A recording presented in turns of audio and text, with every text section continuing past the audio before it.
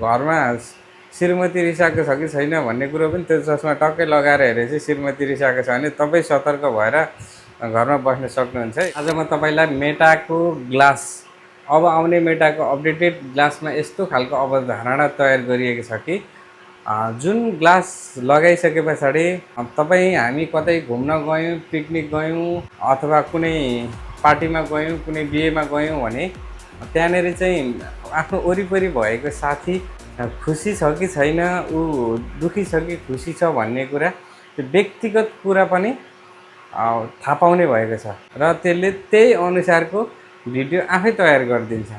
र अर्को कुरा, यो व्यक्तिगत गोपनीयतासँग रिलेटेड भएकोले गर्दा मेटाले त्यो जुन पेटेन्ट अनुमतिको लागि दिएको छ, यदि त्यो पेटेन्ट चाहिँ एप्रुभ भयो भने बवालै हुन्छ।